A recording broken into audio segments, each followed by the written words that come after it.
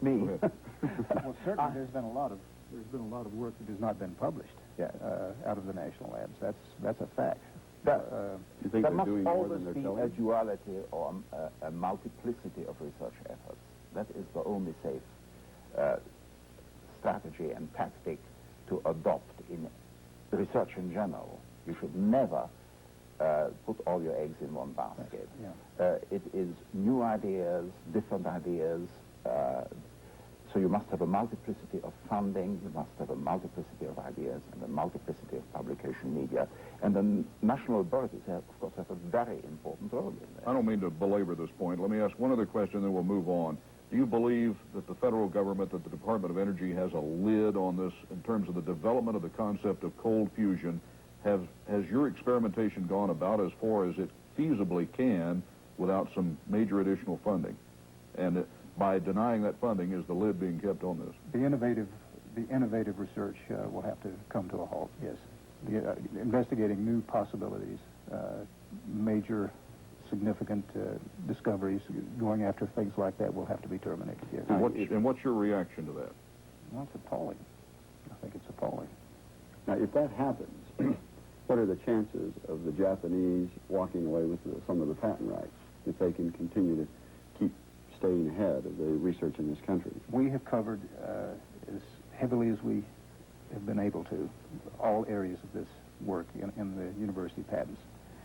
But since we still don't know precisely the mechanism that's going, that's developing this problem, it may be something totally different than what we've speculated. We don't know that. We don't think so, but it could be, and we won't be the ones to find out.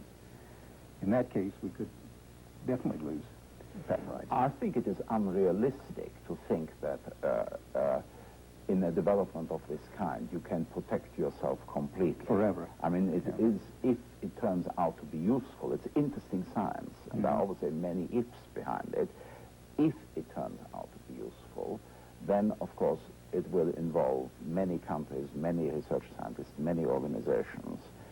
So, but what one would like to see is an adequate development in the United States and in Utah, say, and wherever that may, and in other laboratories in the United States, and that requires a different approach to the one which has been followed here. You see, up to a point, you could say that there has been a fair amount of money spent in the United States, but it is all at sixes and sevens.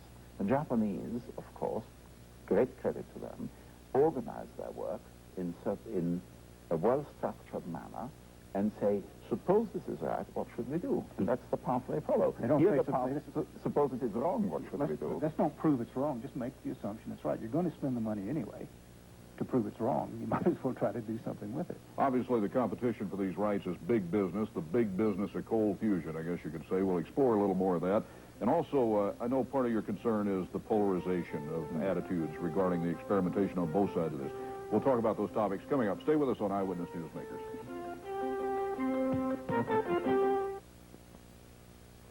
Welcome back to Eyewitness Newsmakers. Cold fusion, our topic today. The research developed at the University of Utah, and the developers of that concept and research are with us this afternoon. Dr. Stanley Pons with the University of Utah and Dr. Martin Fleischmann with England Southampton University, also a research scientist at the University of Utah. And also with us today is Eyewitness News science specialist Ed Yates. Ed?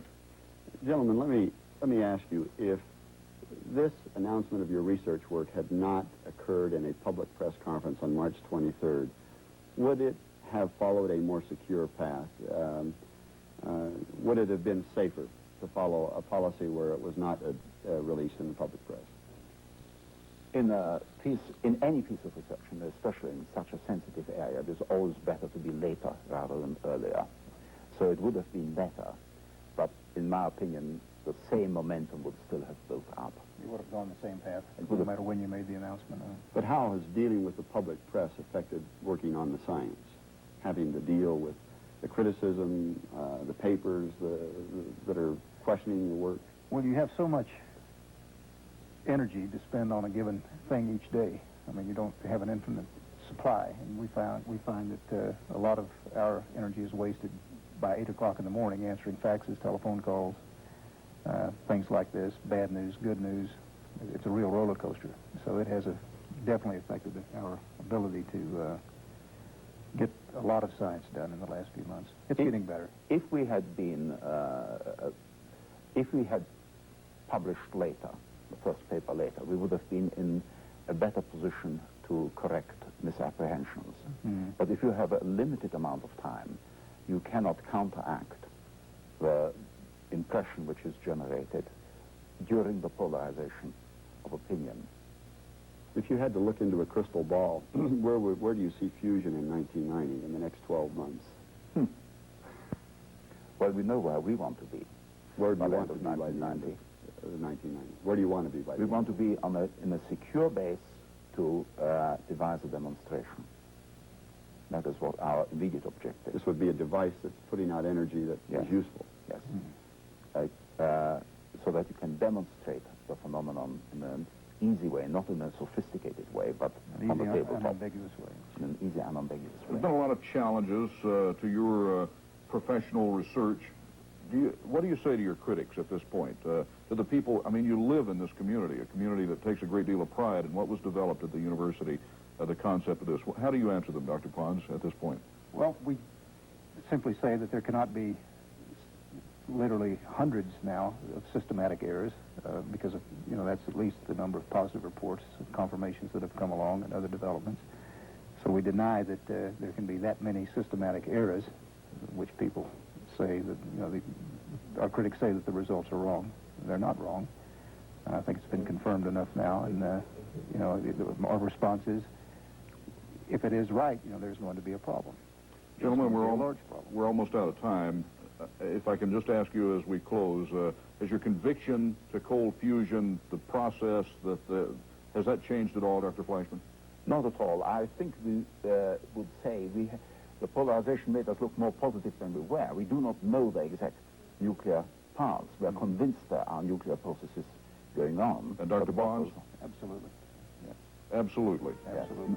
No question about it at all. Gentlemen, we thank you for sharing your time and in a tremendously interesting subject, and we hope to visit with you again soon. And Ed, thanks for joining us today. Thank you for being with us this afternoon. See you again soon on Eyewitness Newsmakers.